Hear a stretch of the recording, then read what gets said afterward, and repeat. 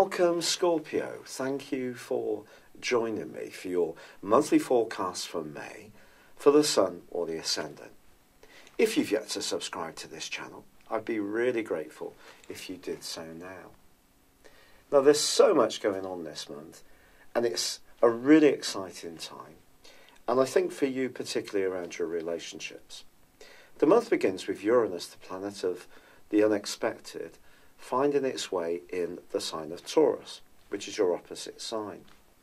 Now, Uranus is exalted in Scorpio, so you have a real appreciation of looking at things in a novel and futuristic sense on one side of your nature, but another part of you can be a little bit more invested in what you know most because you're a fixed sign. But Uranus in your sector of relationships now, and the Sun, as this month begins, suggests that other people can be a source of great inspiration, or other people can find you a huge support throughout the month of May. But some of the ways that this is going to come about could be really quite unexpected. There's a new moon on the 4th in Taurus, and this supercharges your ability to listen to people, or your need to assert your needs for them to listen to you. But in general, relationships of all kinds are going to take on a lot of extra energy and dynamism. Now, Mercury, the planet of communication, is actually in a very practical part of your situation in the first week. This is asking you to look at facts and figures and details, the small picture, not the big picture.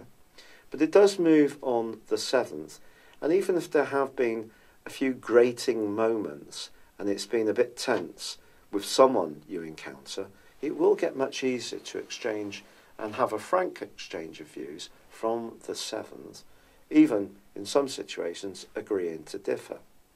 But it is going to be important to understand the relationship between Saturn, the planet of structure and also of limitations, and Pluto, your modern ruler, because they're still very closely allied in the part of your situation to do with your everyday thinking, your belief systems, your relationships with siblings, and also with your neighbours. Now, I do feel it's possible for all of us, with Saturn and Pluto so close together, to take very fixed positions. And because the North Node, the point of destiny, is encouraging you to step through the door of discovery when it comes to looking at life in a fresher and newer way, but it may actually feel safer to stick with what you know, which is the South Node, which is dominated by your modern ruler of Pluto this month. You could find yourself with a little bit of a dilemma. There can be some very intense sharings of opinions.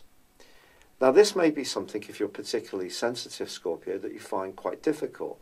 On the other hand, Scorpio people can often be quite shielded in terms of your personal thoughts, but quite frank in terms of your opinions about other people. And it's possible that you could actually experience a kind of scorpionic reaction this month from others. They may respond to you how you've generally responded to others in the past. Be quite frank about what they don't necessarily find so easy about you, or what they really like about you. So we're all being asked to rip away any veneer of pretense.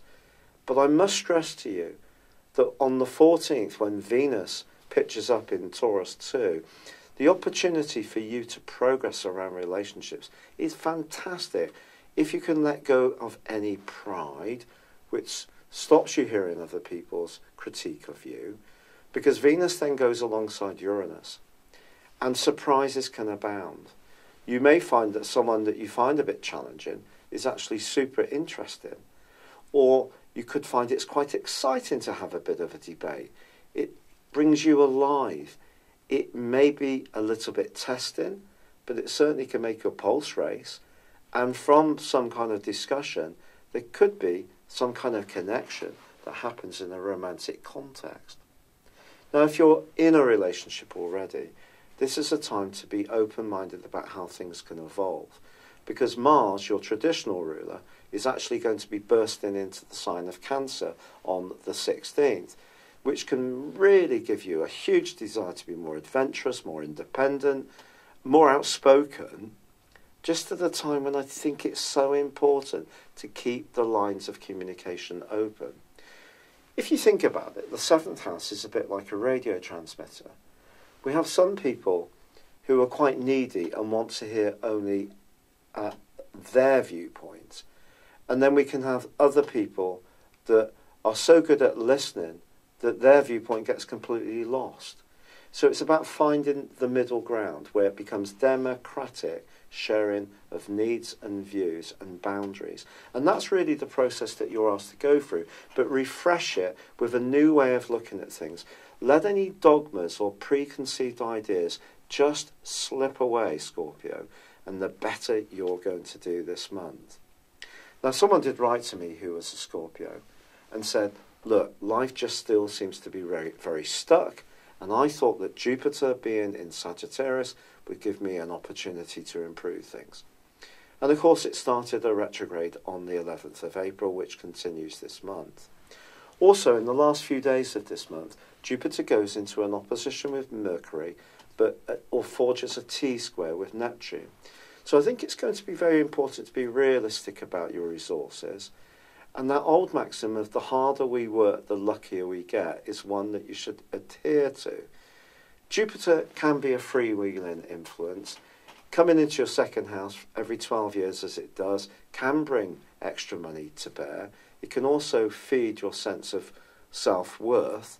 But the retrograde through to the 11th of August suggests it becomes a non-material process. It's more to do with how you feel, so how you value what's worthy, and take it away from a more material process. If you do that, you may actually start to find that finances do actually improve.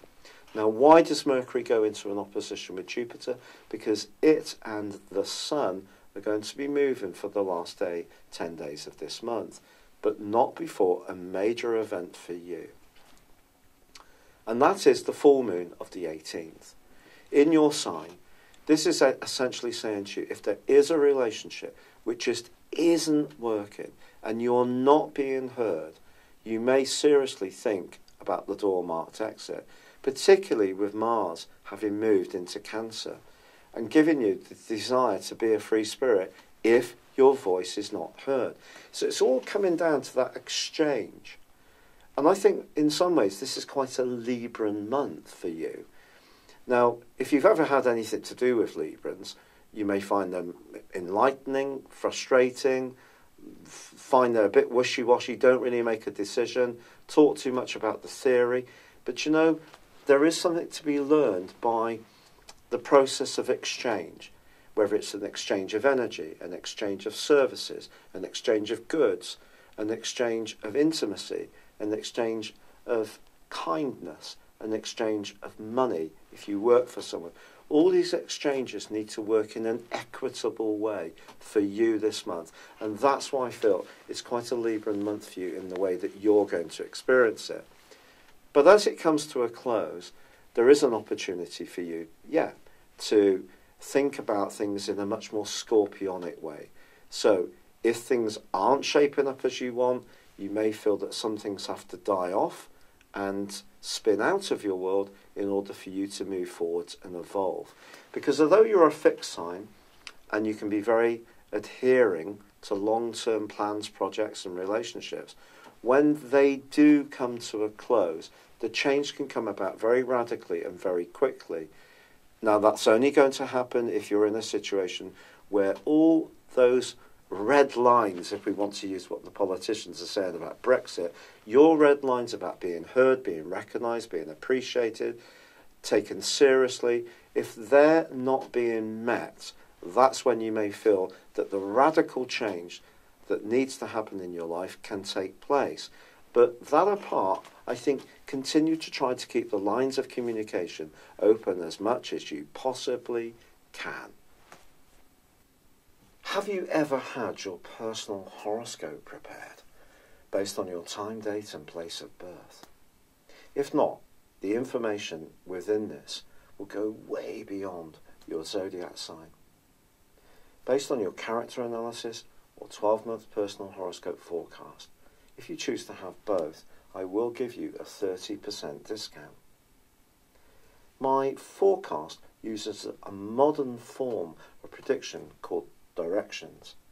This is where we advance a natal birth chart forwards 1 degree for every year of your life, and then compare it to your natal birth chart when you were born, and also to current transitory planetary activity.